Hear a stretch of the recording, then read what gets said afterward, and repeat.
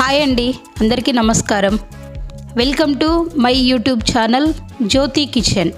ఈరోజు మన రెసిపీ నిమ్మకాయ పులిహోర. దానినే లెమన్ రైస్ అని కూడా అంటారు.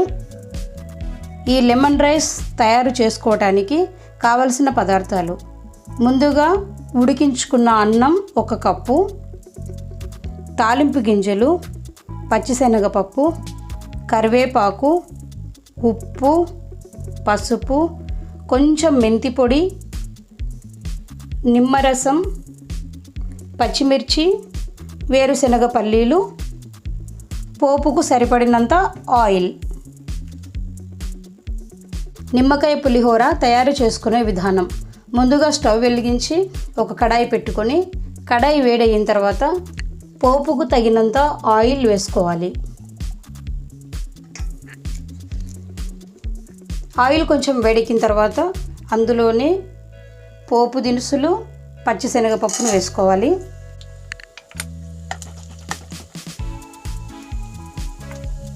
ఇందులోనే వేరుశనగ పల్లీలు వేసి బాగా కలుపుకోవాలి.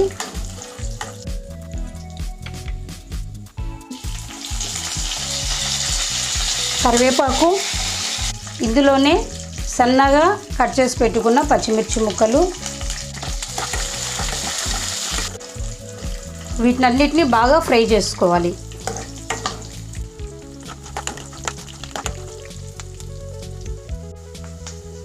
ఇందులోనే కొంచెం పసుపు, మెంతి పొడి వేసుకోవాలి.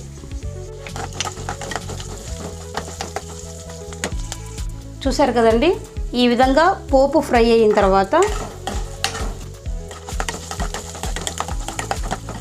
స్టవ్ ఆఫ్ చేసుకున్న తర్వాత ఈ పోపు చల్లారేలోపు మనం ముందుగా ఉడికించి పెట్టుకున్న 1 కప్పు రైస్ని ఇంకొక పెద్ద గిన్నెలోకి తీసుకొని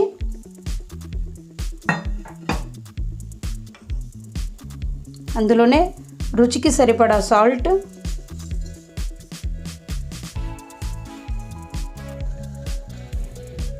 ఇందులోనే రుచికి సరిపడా లెమన్ జ్యూస్ని వేసుకొని ఈ విధంగా మన చేత్తోనే కలుపుకోవాలి.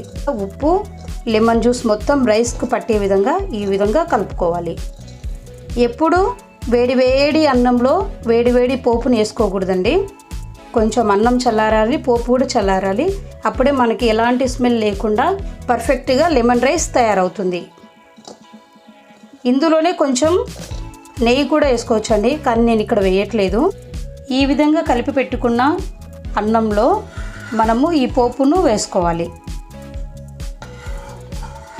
ఈ చల్లారిన తాలింపు మిశ్రమాన్ని ఉప్పు, నిమ్మకాయ రసంతో కలిపి పెట్టుకున్న రైస్లోకి ఈ విధంగా వేసుకోవాలి. ఈ విధంగా పోపు వేసుకున్న తర్వాత ఒకసారి మన చేత్తోనే కలుపుకోవాలి. మనము రెడీ చేసుకున్న పోపు మొత్తాన్ని వేసుకొని అవసరం లేదండి. మనకి ఎంతవరకు ఆయిల్ అవసరమో, ఎన్ని వరకు మనకు పల్లీలు అవసరమో చూసుకుంటూ మనం కలుపుకోవాలి. నాకు ఇంకా కొంచెం పోపు వేసుకోవాలి. ఇందులో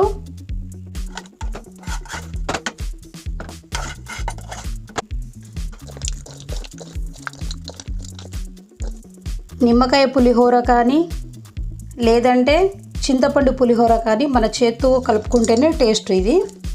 ఎందుకంటే మనం చేత్తో కలుపుకోవడం వలన రైస్ మొత్తానికి నిమ్మకాయ, ఉప్పు పడుతుంది. ఈ విధంగా నిమ్మకాయ పులిహోరనైనా లేదంటే చింతపండు పులిహోరనైనా మనం కలుపుకునేటప్పుడు మన చేతిని ఉపయోగించి కలుపుకోవాలండి. ఎందుకంటే మనము తయారు చేసి పెట్టుకున్న అన్నానికి పులుపు, ఉప్పు కరెక్ట్గా పట్టాలంటే మనం చేత్తోనే కలుపుకోవాలి. ఈ విధంగా నిమ్మకాయ పులిహోరని మనం ఈజీగా తయారు చేసుకోవచ్చు. ఈ నిమ్మకాయ పులిహోరకి మనకు ఆయిల్ ఎక్కువగా పట్టదు, పసుపు ఎక్కువగా లేకుండా చిటికెలో మనకి నిమ్మకాయ పులిహోర తయారవుతుంది. ఉదయం ఎక్కువగా టైం లేనప్పుడు పిల్లలకి లంచ్ బాక్స్ పెట్టాలనుకునేవారు ఈ విధంగా సింపుల్గా 2 నిమిషాల్లో నిమ్మకాయ పులిహోర తయారు చేసుకోవచ్చు.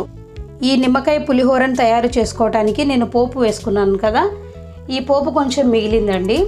నేను తగినంత వేసి కలుపుకున్నాను. ఈ మిగిలిన ఈ పోపుని ఒక బాక్స్లో తీసి పెట్టుకొని దీనిని మరలా ఇంకోసారైనా నేను వాడుకోవచ్చు. ఎందుకంటే ఇది ఏమీ పాడవదు. కాబట్టి దీన్ని నెక్స్ట్ టైం కూడా వాడుకోవచ్చు. ఇప్పుడు ఈ నిమ్మకాయ పులిహోరని ఇంకొక బౌల్లోకి నేను తీసుకుంటున్నాను. చూసారు కదండి, మన ఇంట్లో సింపుల్గా తయారు చేసుకునే నిమ్మకాయ పులిహోర.